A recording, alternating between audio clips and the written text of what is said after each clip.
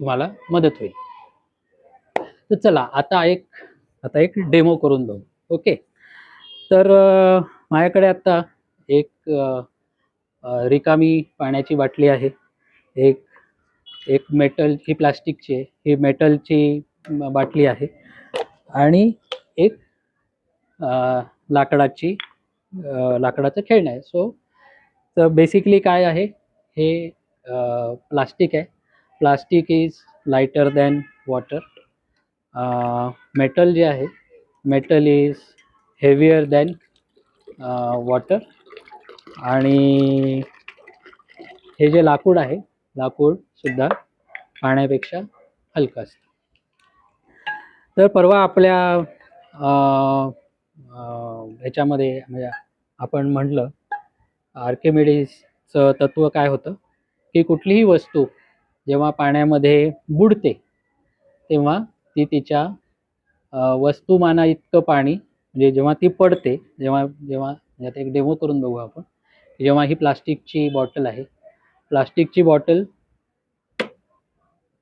तुम्हाला लक्षात आलं की हलके असल्यामुळे तिने काहीचं पाणी आजूबाजूला सारलं आणि पाण्यापेक्षा हलका असल्यामुळे ती फ्लोट होत राहिली. आता आपण त्याच्यामध्ये 40%, 30-35-40% पाणी भरलं आणि पुन्हा ती बाटली घेतली आणि पुन्हा ती वर घेऊन,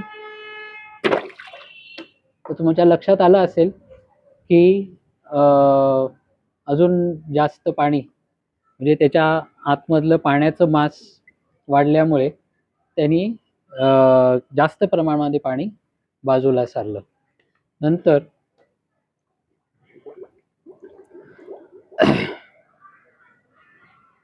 आता त्याच्यामध्ये आपण अजून ऑलमोस्ट 80% वॉटर त्याच्यामध्ये घेतलं. 80% वॉटर घेतलं आणि अर्थातच ते किती वरनं टाकते त्याच्यावरही पाणी किती उडतं हे अवलंबून आहे. तर ते याच्यामध्ये टाकलं. Are you ready? तर तुमच्या लक्षात आलं असेल की जसजसं आपण त्याच्यामध्ये पाणी वाढवतोय तसतसं ती पडताना जास्त जास्त पाणी बाजूला सारते. सो बेसिकली या वस्तूच्या मास इतकं पाणी ती आजूबाजूला स्प्लॅश करते, बरोबर. आणि मग बुडल्यानंतर, सबमर्ज झाल्यानंतर तिचा काही भाग पाण्याखाली बुडतोय आणि काही भाग पाण्यावर राहतो, बरोबर. तर हे झालं हलक्या वस्तूचं. सेम विल हॅपन फॉर लाकडाचं खेळणं.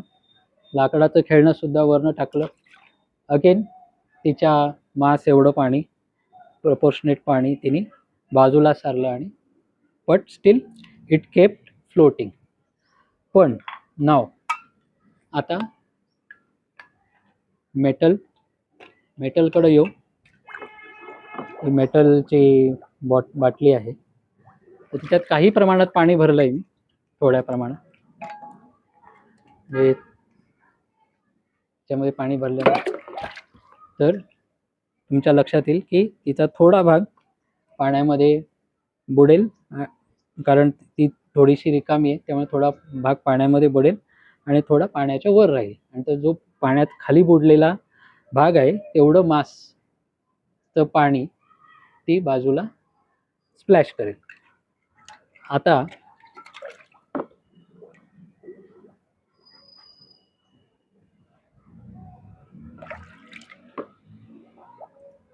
पूर्णपणे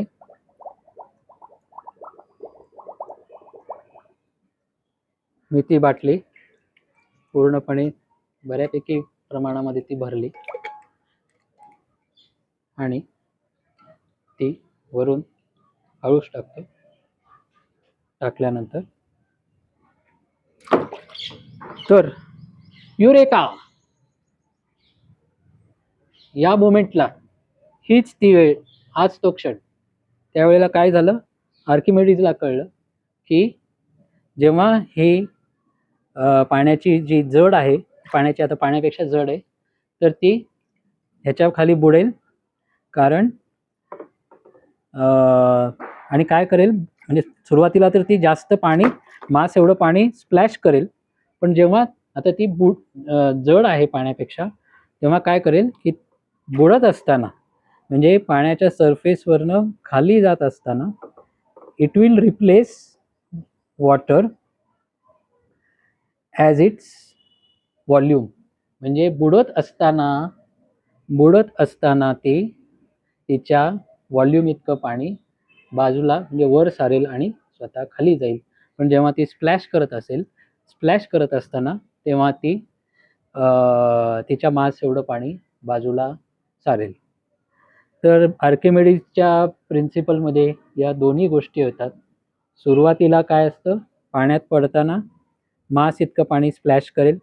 जर का ती हलकी असेल तर ती फ्लोट होत राहील. थोडीशी जड असेल तर अर्धी बुडेल आणि अर्धी वर राहील, तिचं तोंड वर राहील आणि तिचा जेवढा भाग खाली बुडलेला आहे तेवढं पाणी तिने बाजूला सारलेलं असेल. पण जेव्हा ती पाण्यापेक्षा जड असेल, मेटल सारखी, तेव्हा बुडत असताना ती तिच्या व्हॉल्यूम इतकं पाणी वर सारेल आणि स्वतः खाली बुडेल. तर आर्किमिडीजच्या प्रिन्सिपलमध्ये या दोन्ही गोष्टी येतात.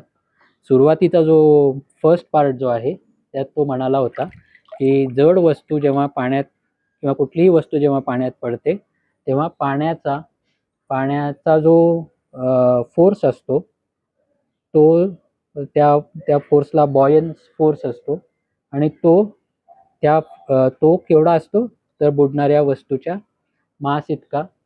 आणि थोडक्यात त्या वस्तूने टाकलेला फोर्स हा तिच्या वजना इतका असतो आणि त्याला अपोज करणारा बॉयन्स फोर्स पाण्यामध्ये असतो आणि त्या फोर्समुळे पाणी स्प्लॅश होईल. आणि पण खाली बुडत असताना मात्र ती तिच्या व्हॉल्यूमचं पाणी मागं सारत खाली बुडेल. तर मित्रांनो, या अशा पद्धतीने आर्किमिडीजचं प्रिन्सिपल समजून घेताना या दोन्ही गोष्टींचा तुम्ही विचार करा, म्हणजे तुम्हाला तो पाण्यावर पडण्याचा आणि बुडण्याचा पूर्णच उलगडा येईल आणि तुम्हाला ही कन्सेप्ट लक्षात घेणं सोपं जाईल.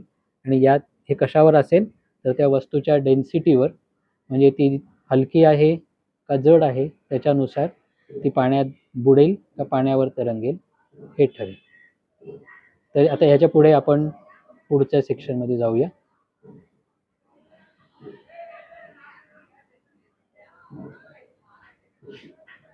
काय नाही, ते कट करता येईल.